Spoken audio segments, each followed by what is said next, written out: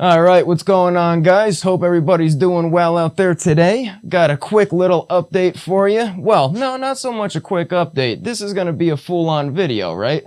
If you can see behind me in the background there, we're going to be looking at building up, finally swapping the hub over in that front wheel so that we can get it ready for that badass dual disc brake setup. Let's check that stuff out.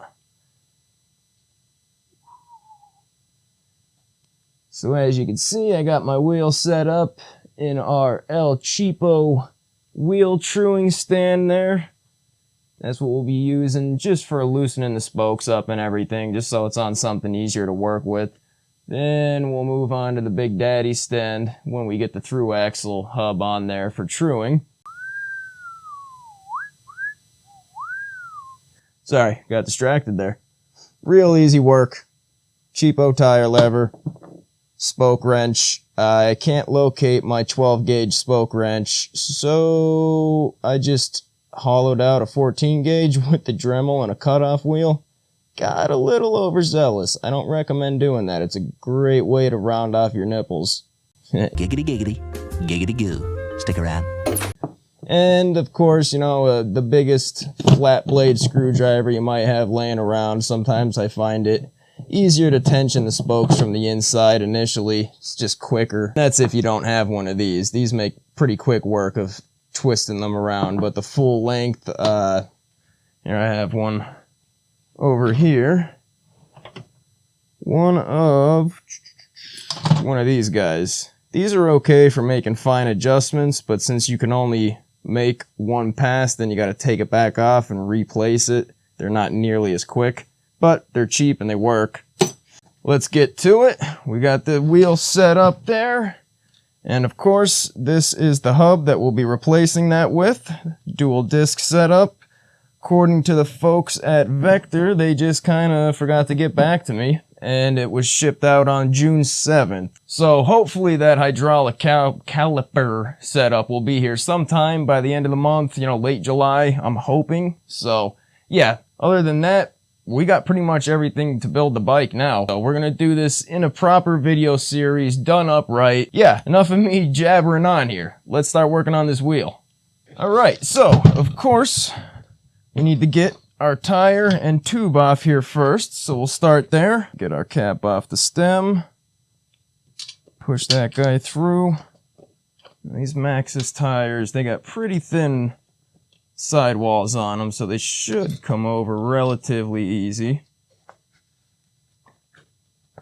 Oh, doesn't want to stay. Wow, we actually need 2 levers to get these off. Wow. Booyah. Second lever.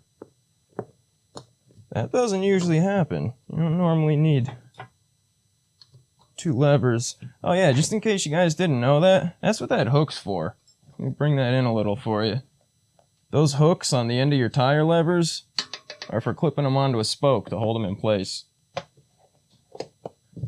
Little things to make your life easier.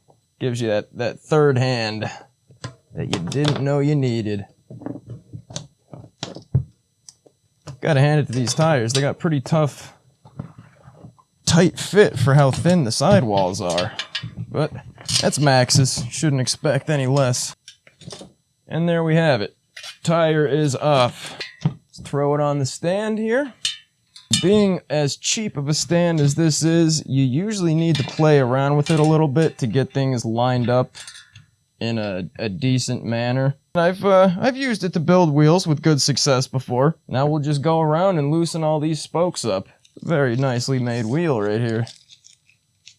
Double wall build. Very nice. I actually kind of feel bad about taking this thing apart. And you can see that beautiful double walled action in there. And these things are nice and light. But yeah, we're just gonna get in there We'll see if they could be loosened with the screwdriver, the flathead, because that makes life a lot quicker, a lot easier. All right, let's see, will they loosen? Yes, they will. Smooth as butter. Now, just so we don't go destroying this rim, we're gonna loosen these about a half turn each. I don't like all the metal shavings I'm seeing coming out of here, though. That doesn't make me feel great. Just so you can see what I'm running into here. See how these spokes are running up into the side wall of the rim here. And what's happening is we are literally cutting our way back out. Not sure how well you can see. There we go. We are very much so twisting and bending these spokes. This is going to be a nightmare. I only have to do this, about 28 more times on this, and then, well, another 36 more times to put it back together. Yikes. Just a half turn each.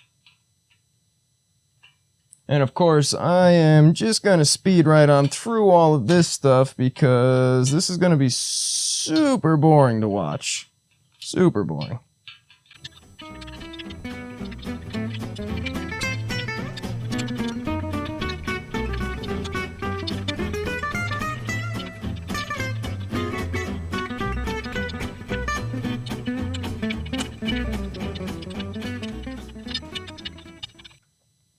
And there we have it. There's our first nipple out of the rim. So we'll just carry on around. We'll repeat that all the way around. We'll get all our spokes out. Now, if you're only replacing one spoke, you don't have to go doing all that. You don't have to take everything out. You could just replace and retension that one spoke and then make sure your rim's in true, which you could do on your bike too. As long as your frame's not bent, you could do something as simple as putting zip ties on each side of your chain stays and let that, you know, come in as close as the rim as you can, spin it, and watch the deviation and how it moves towards and away from that zip tie. Simply done. You don't need a $300 park tool stand just to true a wheel. Alright, so you can see our spoke pattern here. What we have going on is we have a 3-cross, and how you could tell that is that the spoke crosses 3 other spokes' lines. This spoke here, if you follow it, crosses over this spoke here, then moving up, it crosses this spoke here, and then moving up, finally, it crosses this spoke. So we have a good, standard, solid 3-cross spoke pattern. That's the ideal pattern that you would want to use for a motorized bike. Anything else than that, anything different, anybody doing twisted spokes and stuff, they look cool, yes, but they are not nearly as strong. Good old 3-cross. 2-cross is acceptable. I use that on my electric bike. But that's also using 10-gauge spokes up front and 8-gauge spokes in the rear. This is 12-gauge front and rear. So, yeah. Let's get the rest of these spokes out, and then we will relace the new wheel and go from there. There we have it. No more nipples in there. And as I said before, I was wondering, like, is this how this always looks, blah, blah, blah. But of course he drilled this out because this rim was not designed for 12-gauge spokes. It was more than likely 14 or 13, maybe.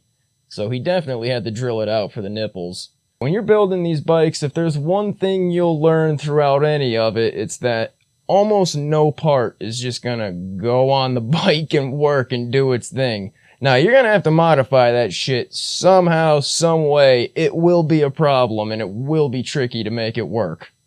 But that's part of the fun of these bikes. You actually have to think a little bit. Very rarely does it just work out. Even when you buy something pre-built, you're gonna have to do something to it. It's inevitable. So yeah, we'll pop these out. We'll start lacing them up in our beautiful new dual disc hub. And yeah, then we'll start tensioning and truing, baby. Woo! All right, let's get our hoop up there. And we'll just start pulling our spokes out. You yoink all your spokes on out of there. Be sure to twist and bang and bend them every which way as you do so, because they don't mind that. This one's already a little bent. Probably from my aggressive disassembly process.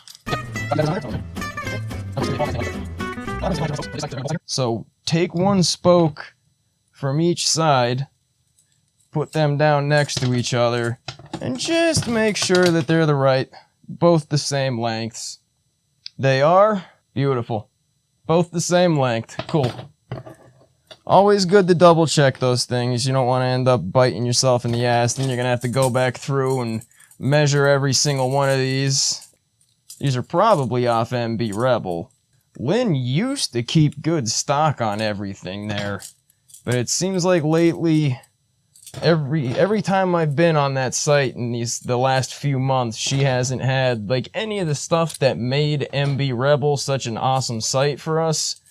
Like, I could go get a seat post anywhere. I could go get brake parts on Amazon, have them, get them cheaper and delivered with Prime 2 Day. I'm not going to these but like smaller, private, small business run sites and everything. I don't go to them to find generic Chinese parts. I'm coming to you because I need the hard to find stuff. You know what I mean?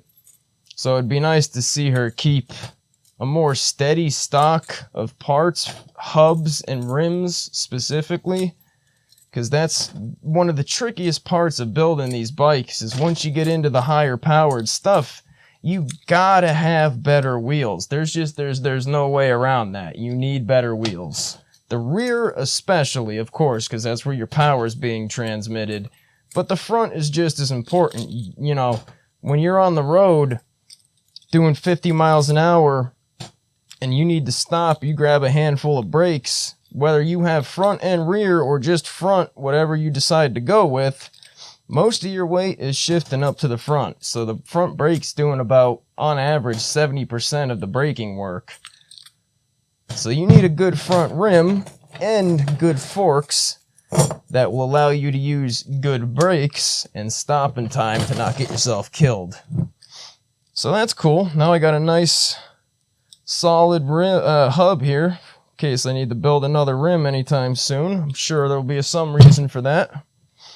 Alright guys, it's the next day now. It is not nearly as hot or humid and disgusting out here as it was yesterday. Of course, it's raining again though. So yeah, let's talk a little bit more about this wheel, shall we?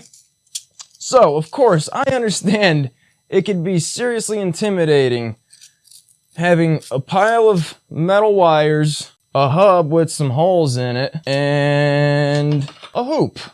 Maybe aluminum, maybe steel, might be single wall, could be double wall. I don't know. But I can tell you this, it's not nearly as intimidating as it seems.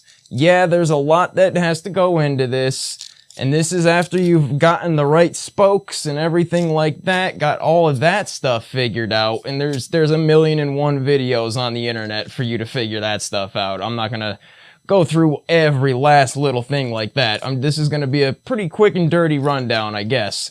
You have to figure out, are you gonna do 32 hole, 36 hole, and what that refers to, focus, is the amount of holes going around the outside edge of your hub here. This is a 36 hole setup, as is the rim. Same for the rim. You need that. Those two numbers have to correspond, obviously, or things are not going to work out.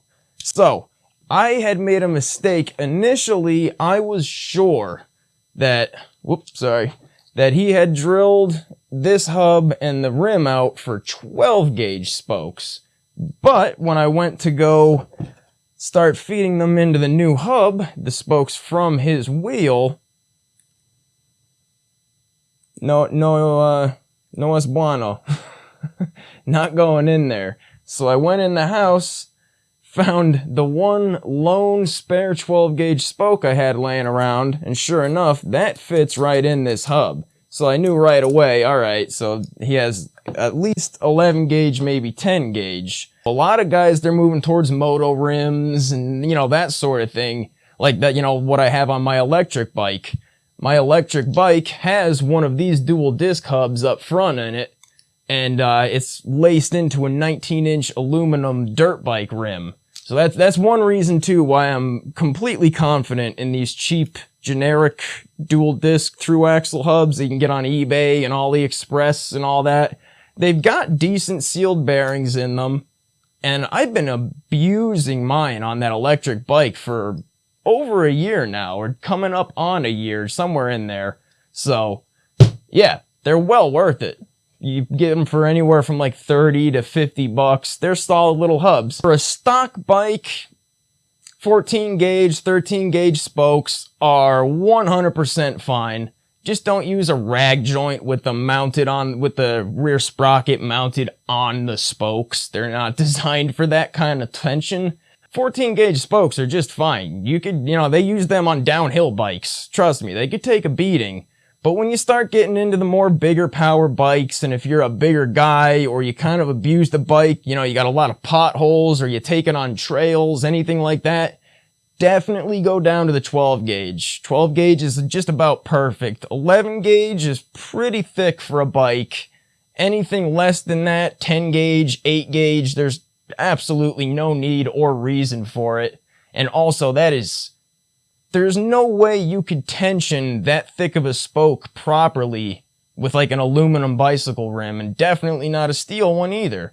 They're not built for that sort of stress. The rim will start to buckle before you'll get those spokes tensioned properly. Like my electric bike, that has 10 gauge and 8 gauge spokes on it. Yeah, there's no need for anything bigger than that, even on that situation. And that's making a whole lot more torque than any of these gas bikes are. I promise you that. So, yeah, I'm getting off subject again. All right, kiddies. Break out your trusty Harbor Freight calipers here. Always precise, always accurate. Chinese quality guaranteed. Yeah, right. If you believe that one. Can you tell which is which? I doubt it. Alright, so you can see here, focus, coming in at about 2.8, 2.9, and this one, 2.6. So, this is a standard 12 gauge spoke, whereas this one is your basic 11 gauge spoke. Unfortunately, however, fate is not on my side with this one, so we're gonna have to drill this bad boy out. Sorry. We're going to have to drill this bad boy out to match this bad boy. So, what's the inside diameter of these holes here? Whoops, kicking the camera around a bit. Get that in there. We're looking at about 3.3 millimeters. So, closest drill bit I have is 3.2 millimeters. So we're gonna give that a try, see if that'll do the trick. So let's go get this thing chalked up in the old Del Cheapo drill press and get on with the show, baby. Don't mind the mess here. We're just gonna drop this on in our little Harbor Freight chuck here. We'll get our little bit chucked up in here. Grab our key here. All right, let's get this party started.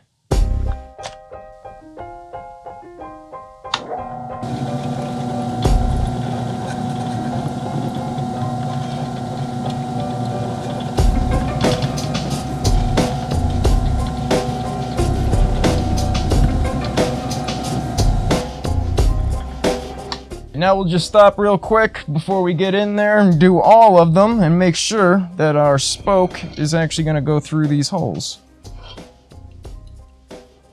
We're still off by just a little bit. So we shall move up a little bit. We're going to jump on up to a 5/32 bit. That is the next closest thing I have to this, which is 3.5 millimeters.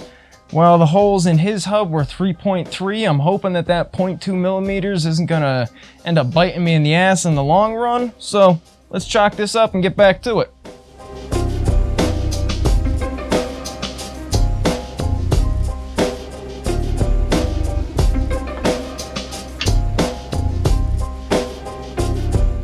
run a test spoke through here real quick, and we are in business.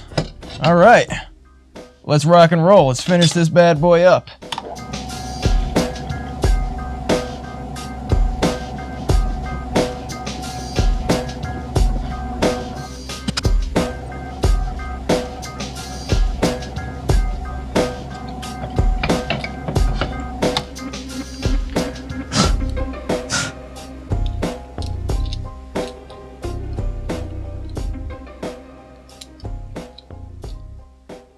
Alright guys, so before we get started here, I just have a little bit of literature to show you, I guess. What we have here is from Sheldon Brown's Wheel Building Guide, right? This is what I use to learn. And just some key components, you know, your key spoke, the very first spoke you put in. It explains to you what your trailing spokes and your leading spokes are. Your lead spokes go in the direction of rotation. Trailing spokes go the opposite. Of course, we're going to be running a 3-cross pattern. Let me find the full diagram here for you.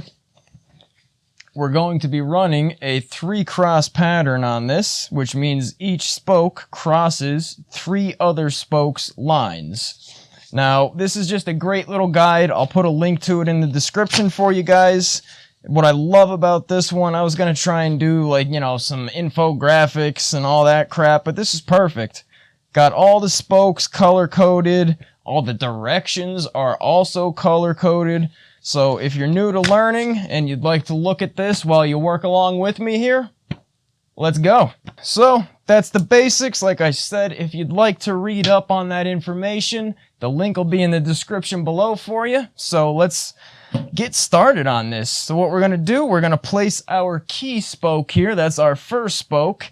And since it's generally recommended that you run your trailing spokes first, what we are going to do is insert this so that the head of the spoke will be on the outside of the flange, going in just like so, without running it through the other side, of course. And there we have it. There's one spoke inserted. Now we'll lay that down, and what we're going to do is place that spoke right next to our valve hole. Here's our valve hole right here. This is where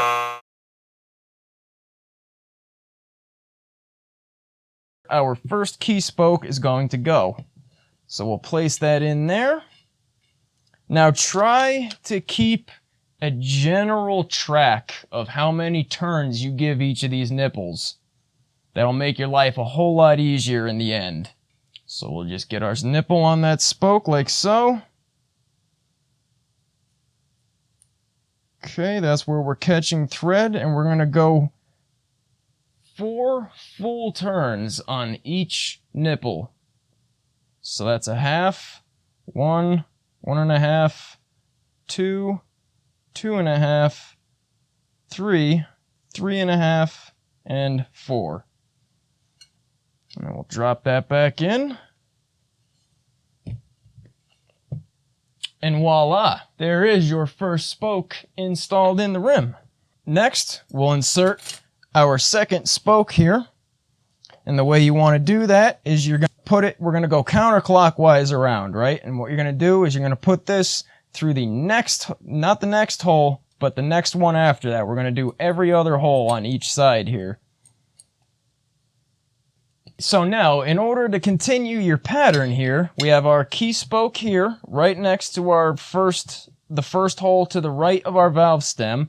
Now, on the hub, you skip a hole, insert your next trailing spoke, and then you want to have 3 spoke holes in between that and the next one. So we'll insert that 3 holes down. We'll get our nipple on there quick. Oops. Get our nipple on there.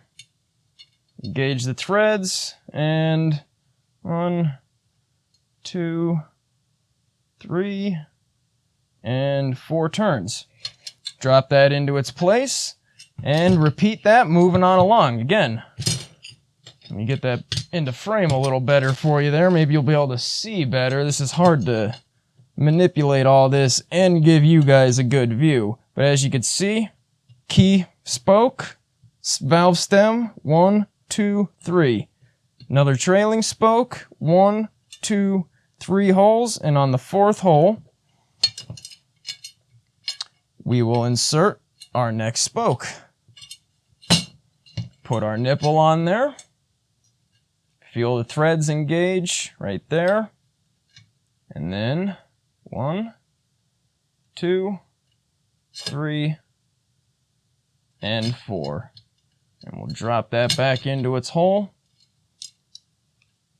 And just like so, our pattern begins. Now you just repeat that all the way around, and then we'll come back and I'll show you guys the next step. Booyah! Alright, so we finished going around on our first set of trailing spokes. Now, what you want to do, you'll see you have all your spokes are straight, and you know you got the right length, but they're sticking way out of the rim, right? So what you want to do, take your hub and twist it clockwise. And what that'll do is pull all your spokes in for you, and you'll start to get that recognizable spoke pattern there. Alright, so now we're going to start running our trailing spokes in on the other side of the hub. So again, we'll be running them from the inside, to the inside so that the head is on the outside.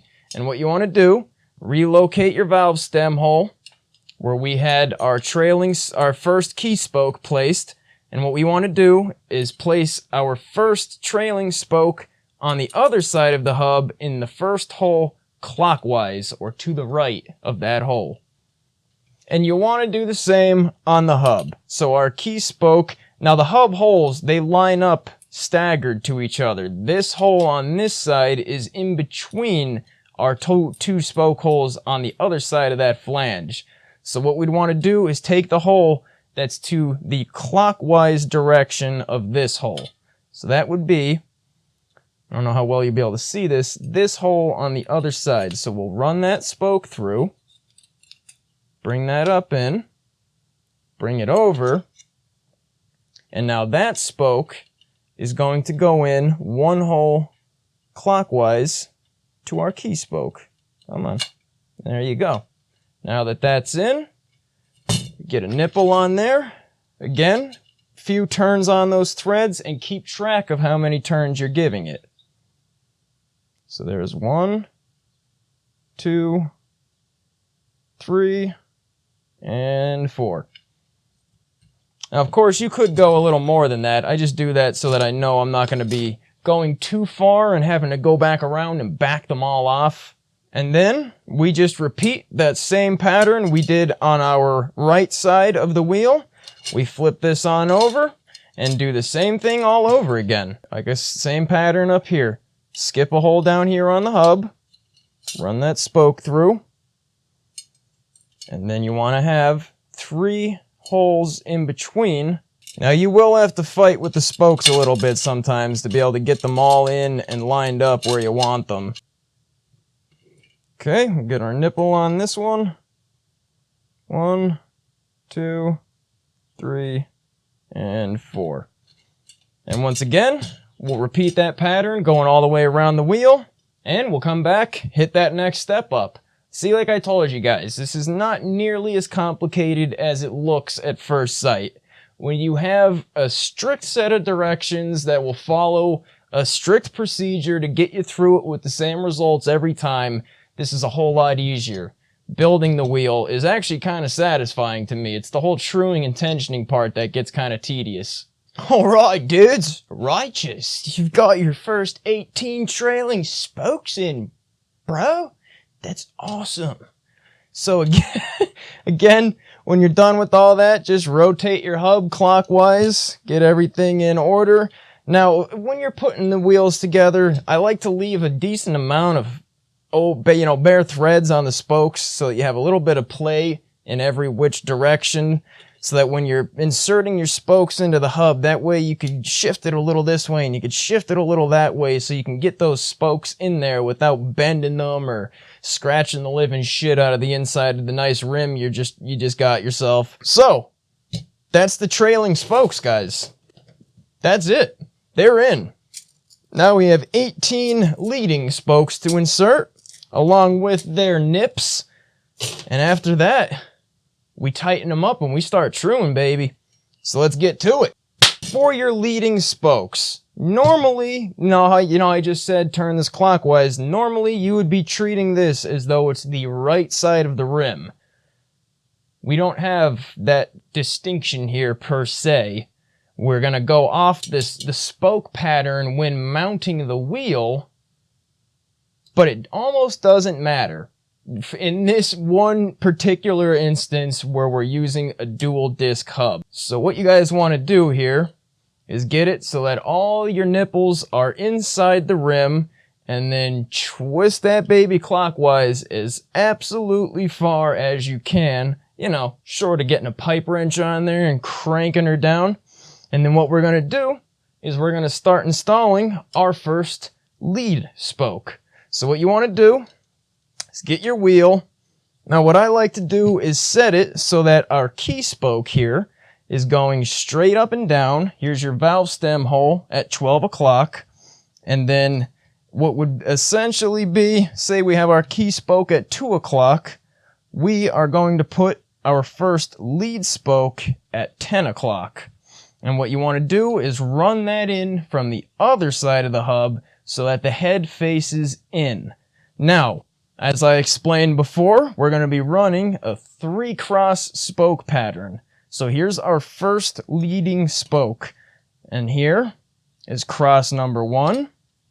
Going over, cross number 2. And then last but not least, cross number 3. Now you should be meeting your spoke somewhere. It should be parallel, going up straight next to your key spoke. We'll lace that in, put our nipple on, and we'll be in business. So here is our first lead spoke installed. Now as you can see, as we're doing a 3-cross pattern here, we cross our first spoke, second spoke, then we pass behind the third spoke and up to our nipple. Now, you're going to have to bend the spokes. More than likely, you're not going to be able to get this all laid out perfectly to where you could slip each spoke behind without having to bend and finagle it a little bit. So just keep that in mind as something that you are 100% going to have to do. So let's get our next one in there. Run you from the back. These holes are off just enough that I have to thread the spoke through it at first. Okay. There's another one. We cross 1 spoke, 2 spoke, then we go behind our third spoke.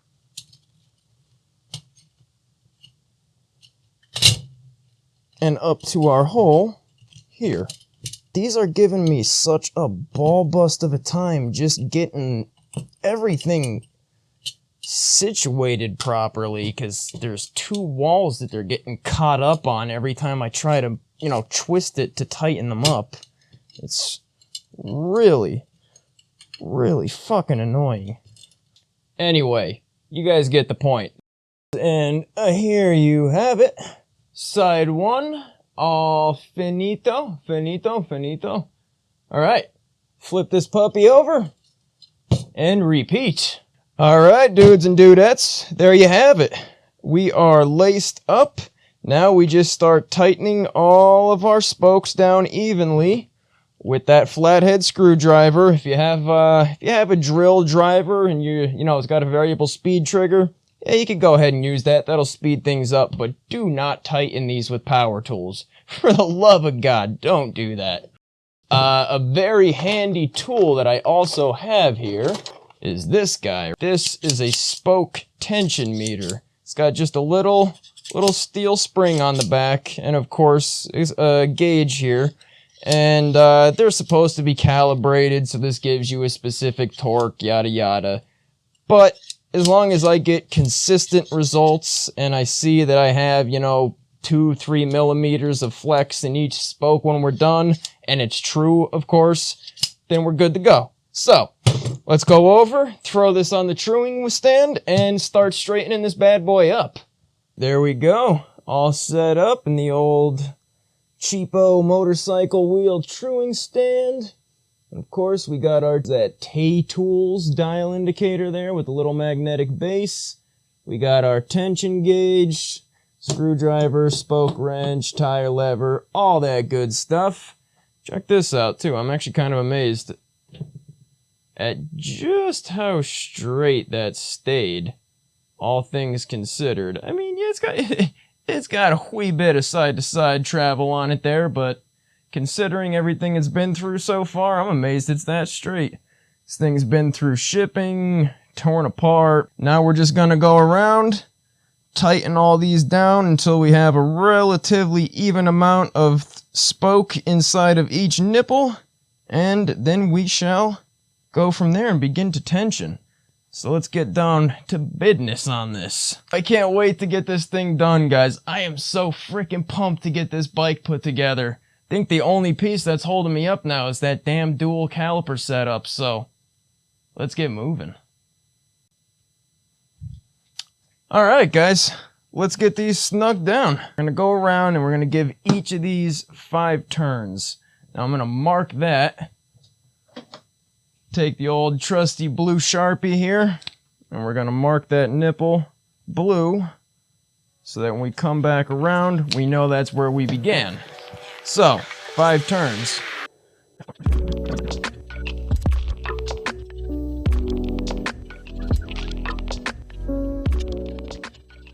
One eternity later. Alright, there we go. As you can see, we have most of our spokes snugged down to where they are, focus you fuck, to where everything is just about even now. Now of course the rim is not nearly straight. Give that a good spin. Oh yeah buddy, she's got a little bit of play, but everything's tightened up. So what you do is you take your spoke gauge here, take your spoke, work these ends up and over, and then you let go. Right now we are reading 35.5 freedom units. And I like to hit this, you know, grab it and let go of it quickly. That way usually, you know, looking for consistency. That's all this tool is being used for right now. We'll go around, work all your spokes over, just bend them a little bit, make sure everything is tensioned and seated and falling into its place properly, just like that, and we're good. So now, as you guys have seen how to use the gauge, we'll go around, and let's see, what should we shoot for? 37, how's that feel? Yeah, 37 feels good. So what we're going to do is we're going to shoot for getting every spoke at 37 freedom units. Alright? Alright. And just for reference, we are going to start at the spoke directly after our valve stem hole here. And then we're just going to work our way all the way around. And for consistency, I am always going to put this bottom nub directly above the nipple, just for consistency's sake. Okay, that's reading 36 freedom units. We'll give that about a quarter turn, just like so.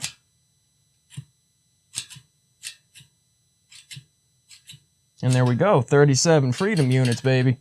Alright guys, so we've gone around, tensioned all of these to a solid 37 freedom units. But one thing, I think they have, yeah, they got just a little bit too much movement to them. We're going to go around, give each one about a quarter turn. You saw it before. That's a big improvement. That is pretty much rideable, right as it is. Would you notice that? Oh, hell yeah, you would definitely notice that wobble. So, like I said, we'll go around, we'll tighten each spoke down another quarter turn just to put a little more tension on them, and then we'll go around and start actually truing the rim. We're going to start right here underneath the valve stem hole. Give each one Good old quarter turn. We're pretty much done with building this wheel. No, actually, we're done with building this wheel. This wheel is built. So now we got to hook up our little dial indicator here. As you can see, very precise little measurements there. Now this is, granted, an extremely cheap one. This is no Mitu Toyo or Stare It or anything like that. So, it's just got a little on-off magnetic base there. What we'll do, we'll get that down in here. You can see now that we have our gauge butted up against the rim. And that is going to be our high point over here. So what we're going to do, now you can see spinning, spinning, spinning, and it loses contact right there. So what we're going to do, stop that right there, and we're going to bring that in and give it just a bit of preload. Gauge our magnet, and voila, we're locked in place. Now we'll just take our gauge,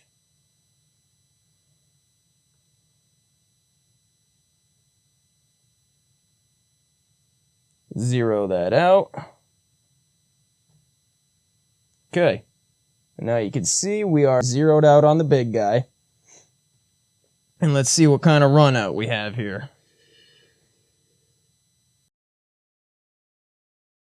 Check it out. We are within 5 thousandths of a run out there.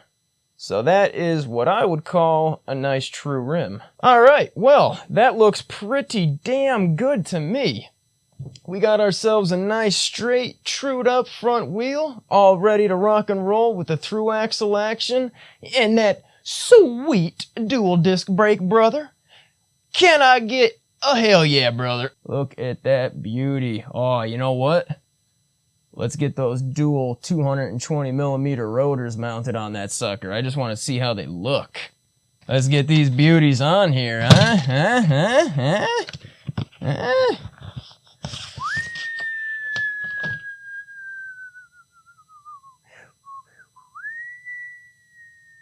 How cool is that dovetail action? Booyah. And we got our sweet titanium, grade 5 titanium oil slick style with the T25 Torx head on them. Pretty cool.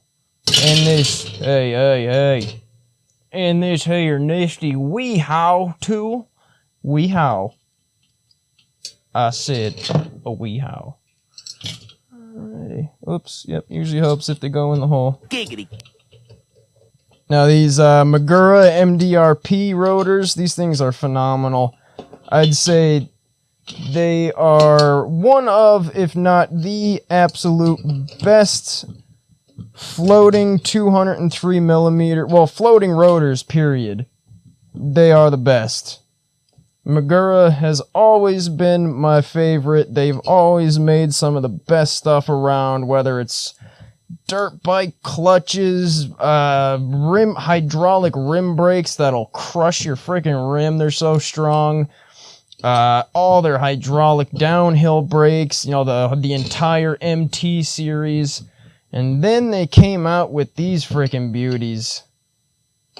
Because, you know, heavy electric bikes are taking over, really. I mean, even on the mountains, a lot of guys are starting to ride, you know, albeit only negligibly so, heavier bikes on the trails and stuff. And, well, they want better braking power, so Magura came up with this MDR-P setup here with this dovetail grooved floating rotor that expands and contracts with the heat, and it's just a fantastic design. It fights off brake fade like you wouldn't believe. I mean, I've ridden, you know, 130, 140 pound electric bike down mountainsides riding the front brake before, and I've experienced negligible fade. I have very negligible brake fade. Yeah, of course, these are thicker 2.3mm thick rotors, so their wear point is actually where most rotors sit brand new at 1.8 millimeters, which again, pretty freaking cool. Let's get these bad boys lined up so that they sit properly. Like that. Yeah. And like that.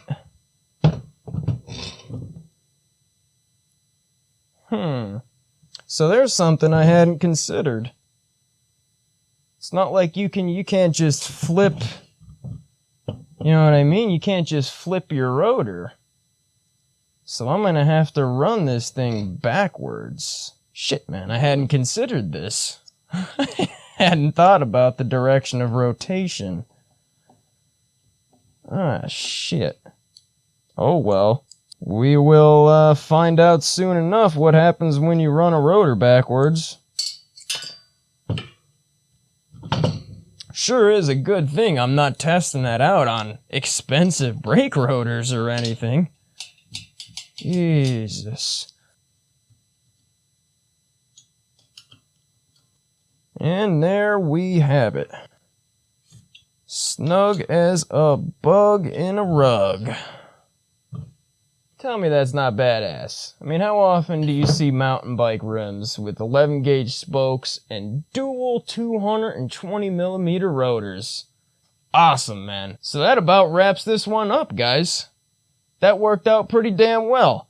All things considered, not having thought about the rotation and, you know, not being able to flip the rotors, but yeah.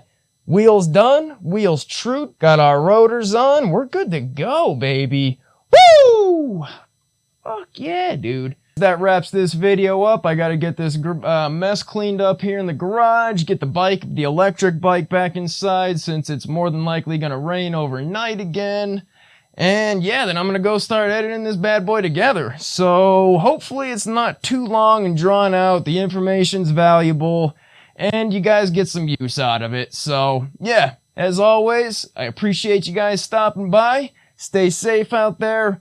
Ride safe. Don't forget to drop me a little comment below and like, share, ring the bell. You know the whole spiel.